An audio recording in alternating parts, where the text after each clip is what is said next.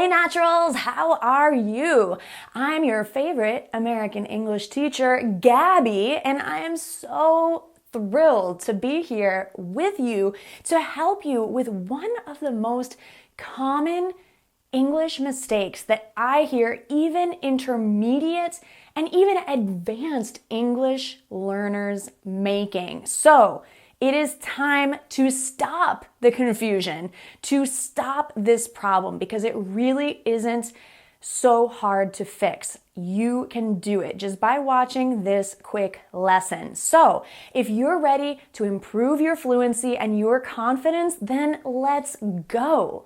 Now, just before I jump into this quick grammar lesson in which I'm going to show you how to correctly form and answer questions about talking about the amount of time that you are in a place.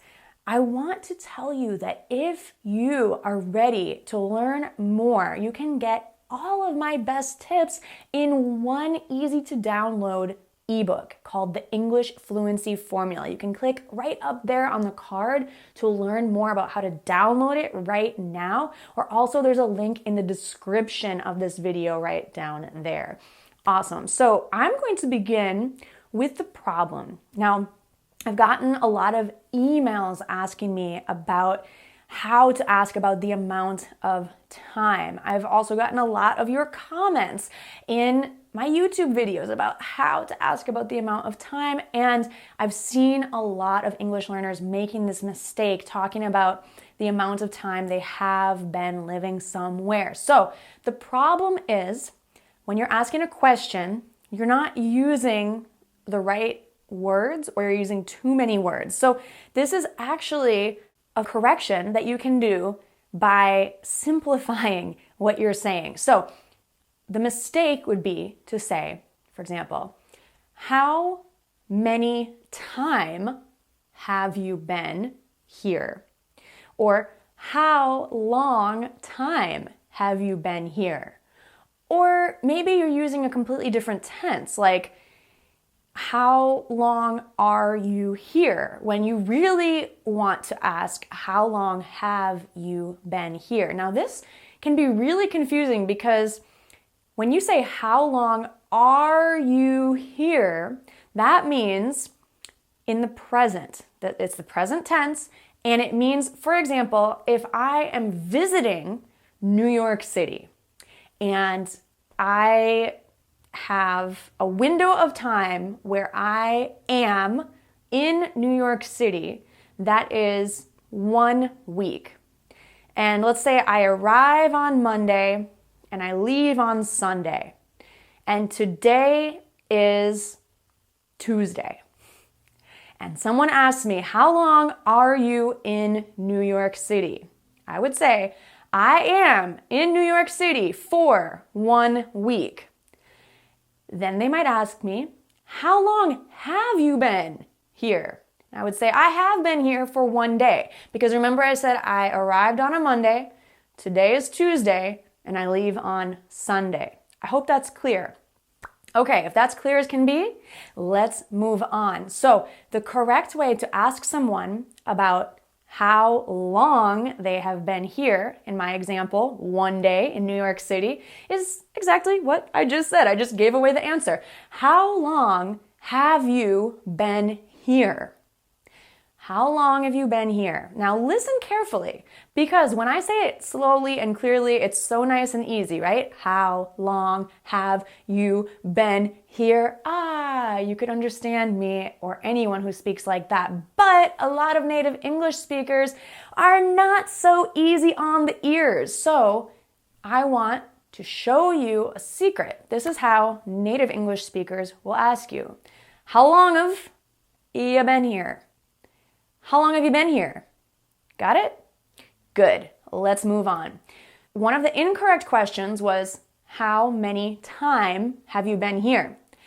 What you really want to say is, how many times have you been here? This is grammatically correct now. How many times, plural, have you been here? Now, this is a different question, different meaning completely. So, again, let's use my example of New York City.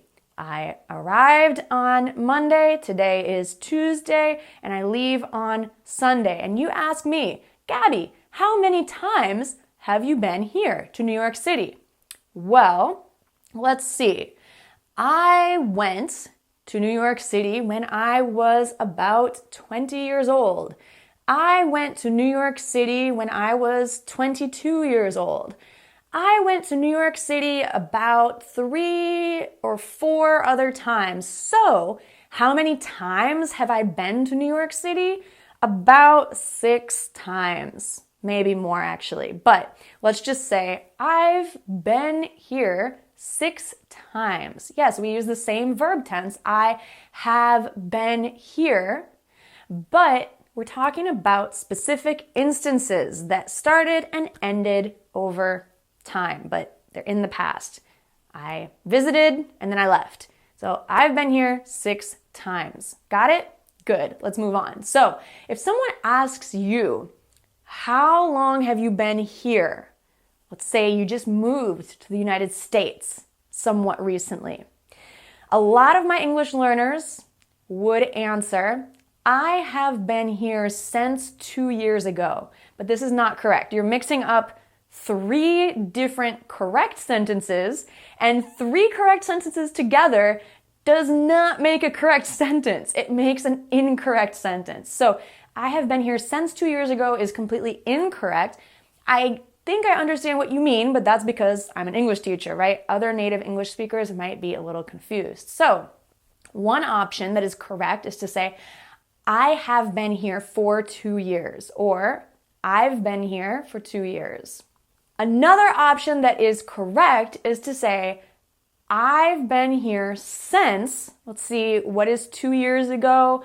It would be about 2016. I've been here since 2016. Another option would be, I came here 2 years ago. Notice that we use the past simple. I came here 2 years ago. Why? Because 2 years ago is a point in the past that is completed and over. So be careful. Again, one more time. I've been here for 2 years. I've been here since 2016. I came here 2 years ago. They all mean the same thing, and they can answer this question, how long have you been here? Now, bonus, you can use this structure to answer other questions. The most common question that you're going to get when you meet new people is, how long have you been here? Or how long have you been here? But you could use it for different things, like, how long have you been playing guitar? Or how long have you been making videos on YouTube? Or how long have you been studying English? This question type is so useful, and that's why I wanted to help you with it today. So if you enjoyed this lesson, let me know in the comments. You can practice answering this question, how long have you been subscribed to Go Natural English? Or if you're not subscribed, what are you doing with your life? Make sure that you are subscribed right now. Click on the big red button. And as I mentioned, if you would like to learn more with me, the next step is to get the English Fluency Formula. Click on the card or on the link in the description. I love you guys. Mwah! You are awesome English learners, and I can't wait to see you again soon. Bye for now.